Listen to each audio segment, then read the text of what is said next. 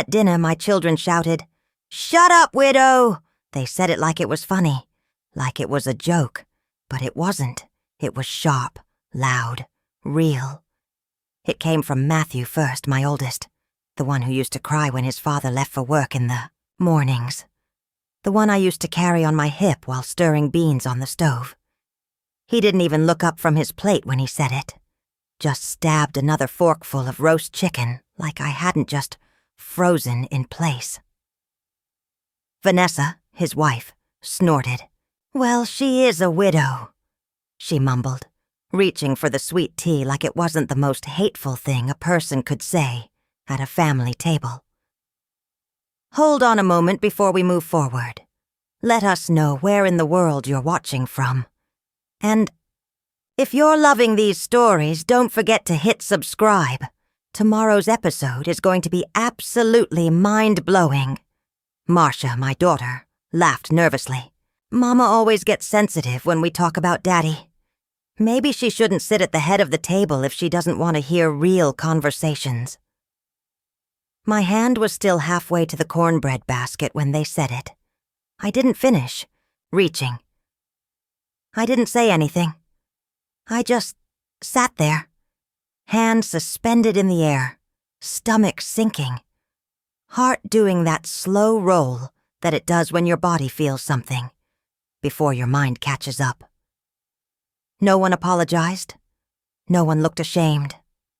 I looked around that table, my table. I recognized the plates. They were my wedding dishes, the same ones John and I had saved up for over 2 years to buy. The glasses were mine too. The embroidered tablecloth, that was my mother's, passed down to me when I got married. Everything on that table had my fingerprints all over it. And yet, at that moment, I felt like a stranger in a house I'd built. I looked at the faces of my children, grown now, full adults. All of them had sat at that same table years ago, with scraped knees and dirty elbows, asking me for seconds and telling me about school. I used to worry I was spoiling them too much. Turns out I was just giving pieces of myself away, without knowing they wouldn't give any back. No one noticed when I stopped eating. No one noticed when I stood up and walked away from the table. I wasn't loud. I wasn't dramatic. I went to my bedroom slowly, like my knees weren't screaming and my chest wasn't tight. They kept talking as I left the room. I sat on the edge of my bed, hands folded in my lap like I was waiting for someone to call me back. No one did. That night, I didn't sleep. I just sat up in bed, staring at the dresser across the room. John's photo sat there, next to his old wristwatch I couldn't bring myself to throw away. I whispered to him. Not because I expected an answer, just because I needed to say it out loud. They don't see me anymore, John.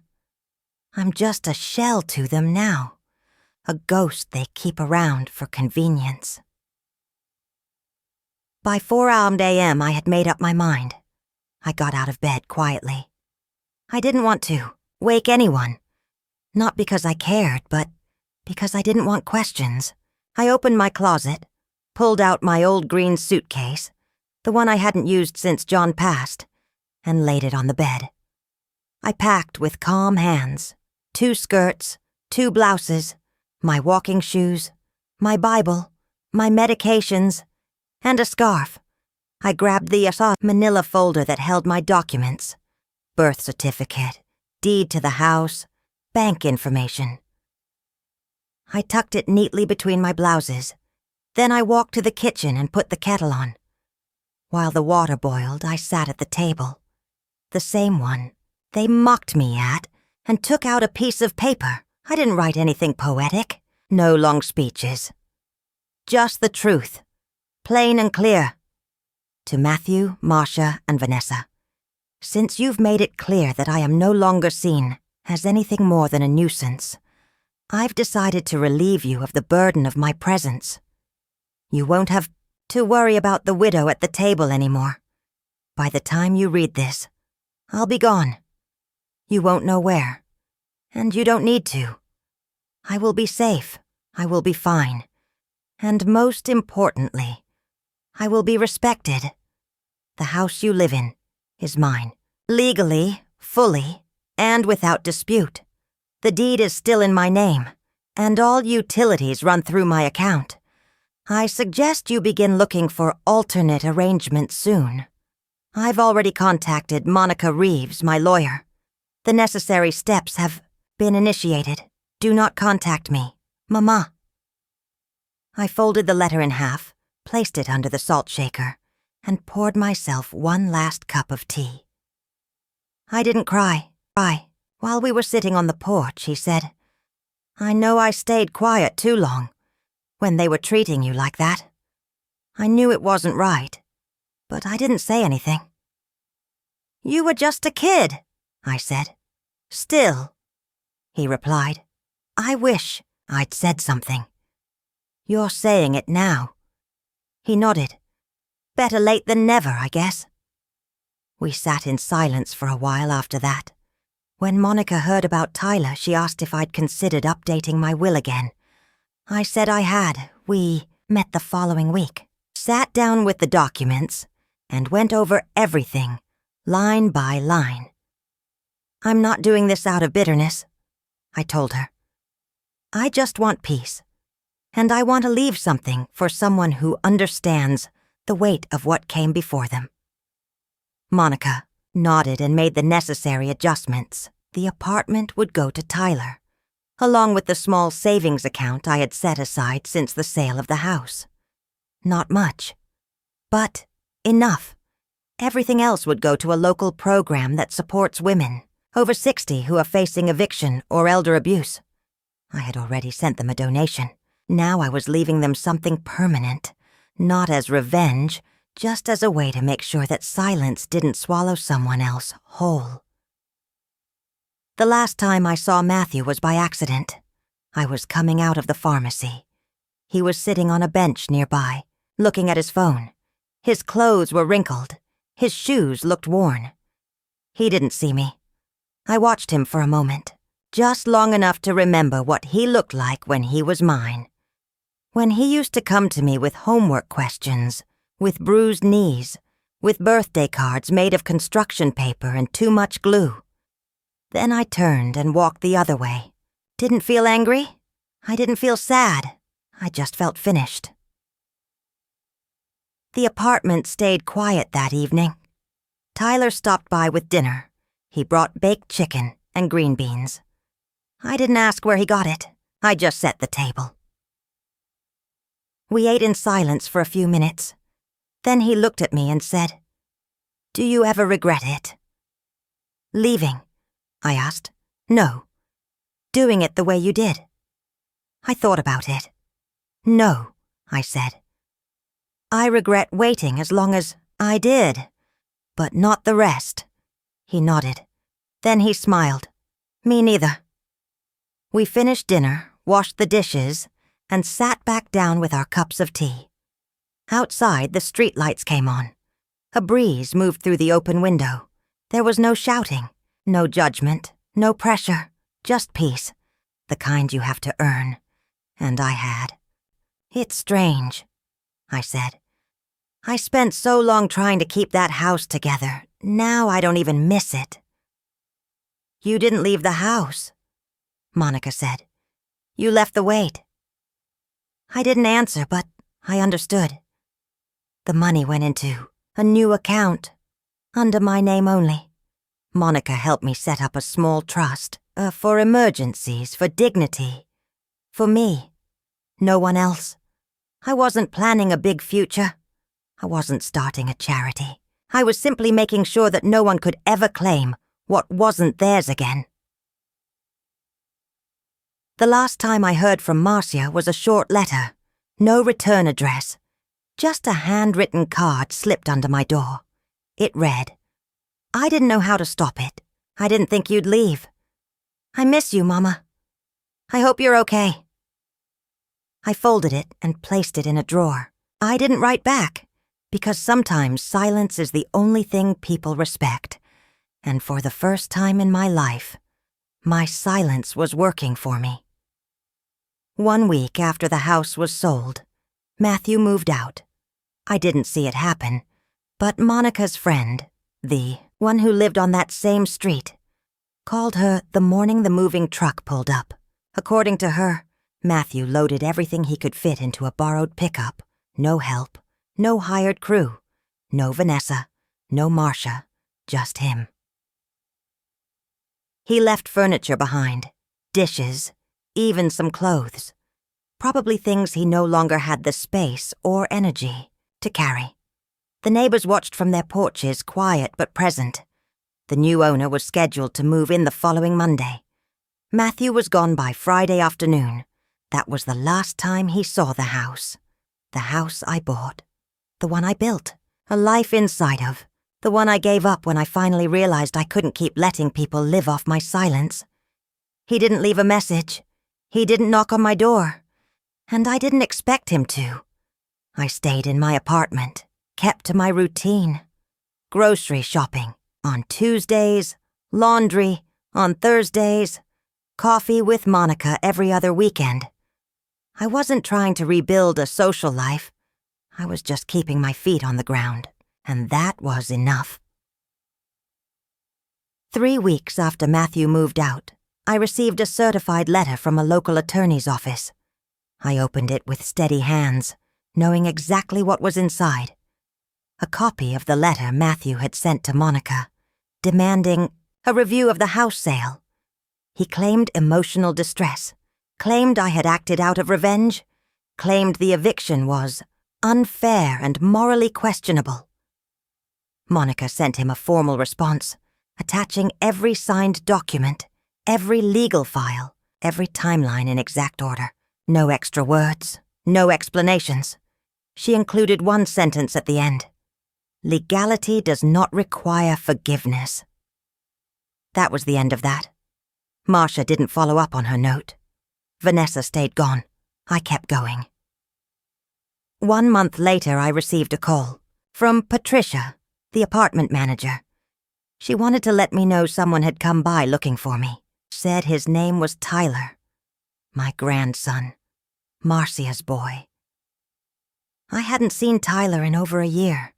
He used to visit when he was younger, used to draw me pictures, used to sit in the backyard with me while I watered my garden. Then slowly, like everything else, he stopped coming, stopped calling. Still, Patricia said he was polite, said he left a piece of paper with his phone number on it. It was folded neatly and placed in a sealed envelope, my name written across the front in clear, careful letters. I stared at it for a long time before opening it. Inside was a short message. Hi, Grandma. I don't know if you want to talk to anyone from the family, but I wanted you to know. I've been thinking about you. I read the letter you left. I saw what they did. I'm not part of that. I'm trying to be better. I'm on my own now. If you ever want to talk, I'll be here. Tyler, it wasn't dramatic. It wasn't emotional. But it was honest. I didn't call him right away. I didn't rush into anything. I gave it a few days. Then one morning I picked up the phone and dialed the number. It rang once. He picked up on the second ring. Grandma? I cleared my throat. You got a minute? There was a pause. Then, I got all the time you need. Tyler started visiting once a week after that. He didn't bring expectations. Didn't ask for anything. Just came by, sat at my kitchen table and talked. He asked me questions about my childhood, about his grandfather, about the house before it turned cold. He never mentioned Matthew or Marcia unless I did. And I usually didn't. One afternoon. They've got cash, no loans, no delays. I nodded and signed where she marked. They plan to use the house as a rental, she added. I didn't respond. It didn't matter to me who lived there next, as long as it wasn't the 3 people who sat at that table and watched me leave. Back at the house, things were changing. Monica had someone keeping an eye on the property. friend of hers who lived nearby and was doing some minor inspections. For the buyer. According to her, Vanessa had started spending nights away. She's not there half the week, Monica said. Comes back to pick up clothes, then leaves again. Matthew was still in the house, still trying to find some way out of the mess. He keeps calling attorneys, Monica said, but they all tell him the same thing. He's got no legal ground. Because he doesn't. And the utilities are completely off now, she added. They're using candles and flashlights. I pictured it. My son, grown man, sitting in the dark because he never thought the woman he disrespected would stop lighting the room for him. I didn't feel sorry. That week, the official closing documents were signed. The sale would be complete in 7 days. Monica sent a final notice to the house, certified, delivered by hand again. 30 days had passed. There was no more time. The next afternoon, someone knocked on my door. Not Marcia, not Vanessa. Matthew. I looked through the peephole and saw him standing there, shoulders hunched, coat unzipped, holding his phone in one hand like he wasn't sure if he should be using it or hiding it. I opened the door slowly but didn't step. Aside, he looked tired. His hair was uncut. He hadn't shaved. His voice was quieter than I remembered. "Mama," he said. I said nothing. "Can I talk to you?" I stayed in the doorway. "I won't stay long," he added. I need to say something." I nodded once. He didn't come inside. I didn't offer. He stood there, shifting from foot to foot, like the ground under him wasn't steady. No, I messed up," he said. "I know what I said. That night at dinner." He paused, looked down. I was frustrated, I thought. "I thought you'd always be there." I didn't move. "I shouldn't have said what I said," he continued. "Calling you that, saying it like that. I didn't mean it." "You did," I said. "You just didn't mean for me to react." He flinched. "I thought we'd talk it out," he said. "Like always. I didn't think you'd leave. And now you realize I could." He nodded. "I just want to understand. Why'd you do all this?" he asked. "The house, the money, freezing everything, selling it." "You asked me to leave," I said. "So I did." "But it's your family." I stared at him. "Exactly." He didn't know what to say to that. "You sat there and said I didn't belong," I added. "You thought I'd stay out of fear, or guilt, or habit. But you forgot something, Matthew." He looked up. "I paid for that house. I kept it running. You lived there because I let you." He nodded slowly. "I know." "I taught you better than that," I said. "And you chose convenience over respect." He swallowed. "Vanessa left," I figured. "She said she didn't sign up for this." "She didn't sign up for responsibility," I said. "Just comfort." He was quiet. "The buyer takes possession next week," I added. "If you're not out by then, they'll bring the sheriff." He looked down again. "And where am I supposed to go?" That's not my question to answer anymore. He didn't argue. He stood there a moment longer, then said, "Can I ask one thing?" I waited. "Is there anything left? For me?" "Not the house, not money. Just anything." I thought about it. About everything I'd given, everything I'd lost, and everything I'd learned since walking away. "I left the light on for years," I said. "Now I've turned it off." He blinked, but didn't protest. "Goodbye, Matthew." He nodded. Then he turned and walked away. That night I sat by the window, watching the street. The same street I used to walk down with Matthew when he was small. The same sidewalk we used to chalk pictures on when the weather was warm. That version of him had vanished a long time ago. Now I was starting over with peace. The sale finalized the 2 days later. Monica came by with the check. She handed it to me in a sealed envelope and said, "It's done." We didn't celebrate. We didn't toast. We sat at the kitchen table, me in my chair, her sipping coffee, and just breathed. She didn't look at me like I was a sad story, just someone starting over.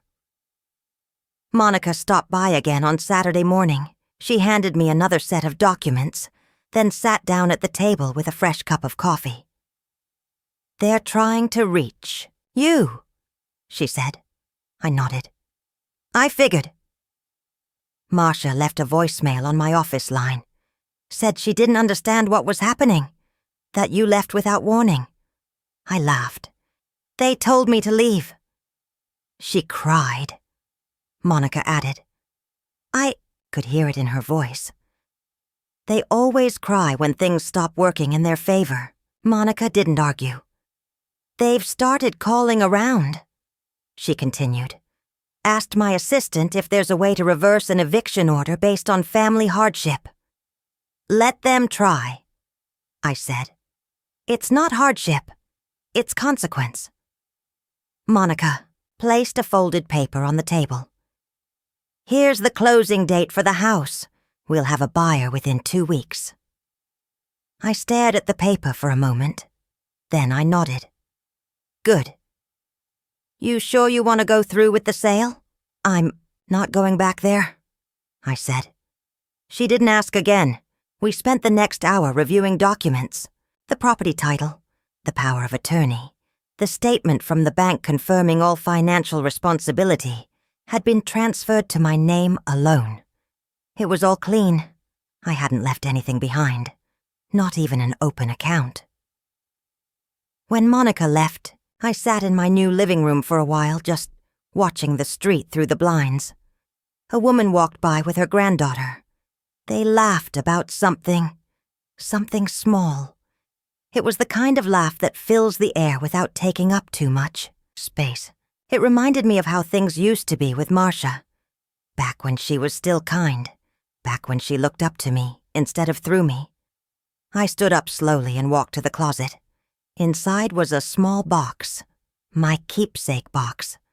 I hadn't opened it since. I moved in. Inside were a few photos. One of John and me on our wedding day. One of Matthew at graduation. One of Marcia holding her daughter, tears still in her eyes from the delivery. I stared at the photos. Not out of sadness, just out of memory. They had a good start. I gave them that. I gave them a foundation. I gave them something stable to grow from, and they used it until they forgot where it came from. That night, around 9 p.m., someone knocked on my door. Not loud, just a tap. I didn't answer right away. I stood behind the curtain and looked through the peephole. It was Marcia, alone. She looked tired. Her coat was wrinkled, and she had a plastic grocery bag in one hand. I opened the door but didn't invite her in. She looked up at me. Her face was puffy, her eyes red. "Mama." I didn't respond. "I didn't come to fight," she said. "I just wanted to see if you were okay." "I'm fine." She shifted her weight. "I brought you some things. Crackers, applesauce. You used to like that brand." "I didn't take the bag." She held it out awkwardly. "I know you're mad. I'm not mad," I said. "I'm done." She blinked. Matthew didn't mean it. That night, he was just stressed. "He meant it," I said. "You all did. Maybe you didn't expect me to listen, but I did." She looked down. "I spent my whole life making sure you had enough," I continued. I went without so you wouldn't have to. I kept food on that table, clothes on your back. I was quiet every time you said something hurtful, because I thought it would pass. But then you sat at that table and told me, "Shut up, widow." You said it like I was nobody. Marcia started crying again. "I can't take it back," she whispered. "I know." She looked up. "Is there anything I can do?" "No," I said. "Not right now." She finally lowered the bag and set it down on the porch. "Okay. I hope you find your way," I said. "But you won't find it here." She nodded once, then she turned and walked away. I closed the door, locked it, and stood there for a moment, not because I felt guilt, not because I doubted my decision, but because I wanted to remember how it felt to say no, for once. Marcia didn't come back after that night on the porch. She didn't call, didn't leave a note. I figured she'd told Matthew and Vanessa what happened, or maybe she hadn't. Maybe she was too ashamed to admit she'd tried and failed. Either way, the silence stayed quiet. Monica came by on Monday morning to give me an update. "The buyers are interested in a quick closing," she said, handing me a folder with new paperwork. Then Martia sat on the stairs and started crying. Not loud, just enough to fill the room with the sound of regret, the kind that doesn't fix anything.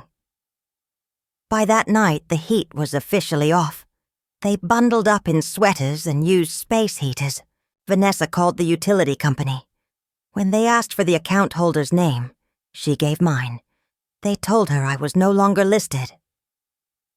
Matthew spent the next day trying to find Monica online. He left 3 voicemails at her office. No return call. Then he tried to log into my personal online banking account using an old password. It didn't work. He tried again. Locked out by Friday. He knew what most grown children never want to admit. You're only as stable as the mother you thought would never leave. Meanwhile, I had moved into the apartment Monica arranged.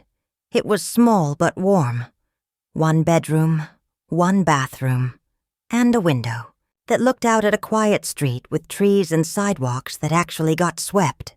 The kitchen had just enough space for a coffee maker, a toaster, and the 1 pan I brought with me. I didn't need more. I wasn't hosting anymore. Monica came by that Friday afternoon with a grocery bag and a folder of documents. She brought me pears, my favorite, and plain crackers. "They got the notice?" I asked. "Oh, they got it," she said. "Matthew called 4 times today. I didn't answer." Good. She handed me the folder. Inside were copies of everything. The bank statements, the deed, the legal steps we'd already taken. "I'll file the final order next week," she said. "After that, if they don't leave, we start enforcement." I nodded. "They'll try to call you," she added. "They'll say anything now. Cry, beg, blame." I looked out the window. They said enough at that table. Monica stayed for tea. We didn't talk much. We didn't need to. That evening, I sat alone in my new living room, the soft light of a floor lamp casting a warm circle over the rug. I looked around and thought about how much smaller this space was, and how it already felt bigger than that whole house. Because no one here would shout at me. No one would tell me to shut up. No one would call me a burden, and no one would ever again treat me like the widow they tolerated out of guilt. I made a cup of tea, sat in the chair by the window, and watched the leaves blow down the sidewalk. Back at the old house, the lights were still off, and for the first time in years, I didn't care. By the end of the first week, the silence in that house started to feel different for them. It wasn't just quiet, it was heavy. They weren't talking to each other much anymore. From what Monica told me later, Marcia had moved back into her room, barely coming downstairs. Matthew stopped shaving. Vanessa started sleeping on the couch because the upstairs hallway felt too cold. They hadn't left the house, but the house was leaving them. The mortgage company called on Thursday. They wanted to confirm a transition of ownership. Monica handled that. She had full legal authorization, notarized, and filed. Matthew wasn't listed as a beneficiary.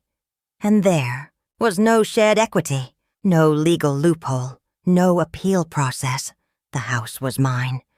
And soon, it wouldn't be. They were starting to feel that. I imagined Matthew sitting at the kitchen table that used to be mine, stacks of unopened mail in front of him, trying to find something, anything, that could undo what I'd done. But there was nothing to undo. I hadn't acted out of anger. I'd acted with planning. Every utility, every document, every detail that made their lives run smoothly had passed through my hands. I kept it all going because I believed they were my family. I believed I was protecting something that had value. But that illusion ended the night they told me to shut up. Now they were starting to realize that. I stayed in my apartment. I didn't leave the neighborhood, but I didn't make myself visible. I went to the grocery store early in the morning when it was quiet. I stopped by the pharmacy when I knew the lines would be short. I walked around the block with my scarf pulled low over my ears. I didn't need to be seen. I needed to feel safe. And I did. The manager of the senior apartment complex had been kind. Her name was Patricia. She helped me set up the utilities in my name, even walked me through the process of applying for the tax credit I didn't know I was eligible for. She didn't ask questions. Protected it during storms and lean months. I paid the mortgage on time for 28 years, even when John got sick, even when I worked weekends at the church just to stay afloat. And now they sat at my table, in my chairs, eating the food I bought and calling me a burden. No more. Monica had also arranged something else. A small apartment, 1 bedroom, in a senior community just outside of town. Clean, quiet, affordable. I'd be moving in at the end of the month, and this time, no one would follow me. No one would show up with bags or kids or demands. I hadn't told anyone but Monica, not even my best friend, Loretta. Some things needed to stay quiet until the dust settled. Back at the house, I imagined them sitting in the living room surrounded by silence, realizing how quickly a home turns cold when the one holding it together walks out. Matthew would try to call the electric company, find out the bill hadn't been paid. He'd check the online bank account and see that access had been revoked. He'd look around at all the comforts he thought were his, and understand, for the first time, none of it had ever belonged to him. That's the thing about children who grow up thinking their parents owe them everything. They never learn gratitude, only entitlement. And when entitlement meets reality, it shakes the floor. I lay back on the motel bed and stared at the ceiling. The noise from the television faded into the background. I didn't feel proud. I didn't feel cruel. I felt calm. Because sometimes the best thing a mother can do isn't staying. It's leaving and letting the silence speak louder than anything she could ever say. The first real sign they were losing. Control came 3 days after I left. The lights flickered. Not long. Just a few seconds. Enough for Matthew to glance up from his laptop, for Marcia to pause mid-sentence on the phone, for Vanessa to look up from whatever show she was watching. They all paused, but none of them spoke. Not at first. Later that day, the internet cut out for a full hour. Marcia blamed the service provider. Matthew unplugged the router twice. Vanessa rolled her eyes and said, "We need to upgrade the plan." They still hadn't figured it out. But by the time they sat down for dinner that night, at my table, using my dishes, they noticed the house felt colder. The heat hadn't kicked in, and the water ran lukewarm. That's when it clicked. That's when Matthew pulled up the bank app on his phone and realized the joint account was locked. Every auto payment connected to it had failed. The gas bill, the electric, the cable, even the grocery delivery they ordered weekly with my card. All of it. He refreshed the screen 3 times. Nothing changed. Marcia leaned over his shoulder, trying to understand what was happening. It's just a glitch, right? Matthew didn't answer. Vanessa came in from the living room, holding her phone. I just got an email from the bank, she said. Something about authorization revoked. Matthew stood up. It's her. Marcia sat down slowly. Mama did this? She froze the account, he said. She took her name off everything. Vanessa frowned. Wait, so? What now? I don't know, Matthew snapped. No one touched their food after that.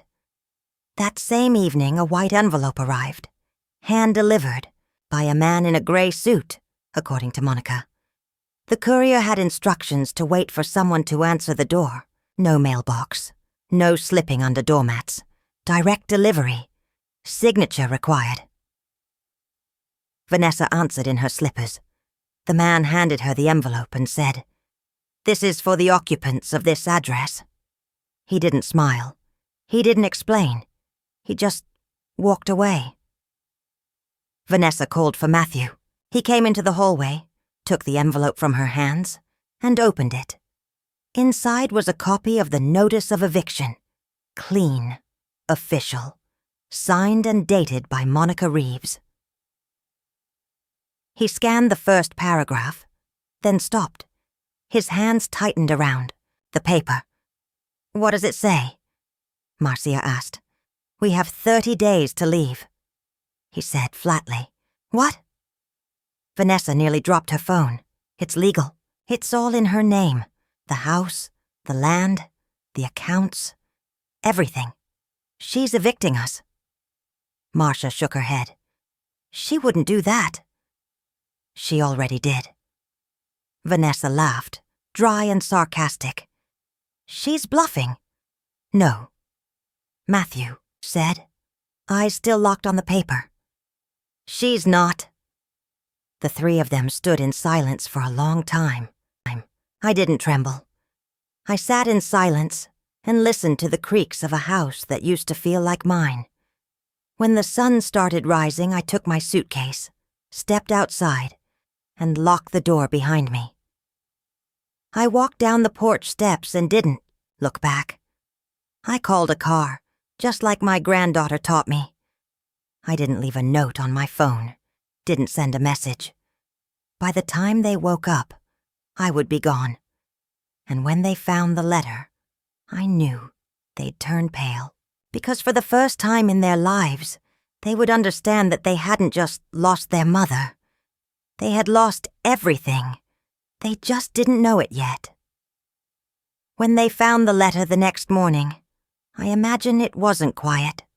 I wasn't there to see it, but I knew my children. I knew how they reacted when things stopped going their way. I pictured Matthew storming around the kitchen, the letter crushed in his hand. Marcia probably trying to play the peacemaker, saying things like, "We didn't mean it like that." Vanessa would pretend to be shocked. Pretend. She was always good at pretending. But none of their noise could change what I'd already done. I was sitting in a small, clean motel room by then. 1 lamp, 1 chair, 1 firm bed that didn't creak when I moved. I had already eaten breakfast, oatmeal and a boiled egg. I had even taken a walk outside slowly, with my coat zipped up tight and my scarf tucked into the collar.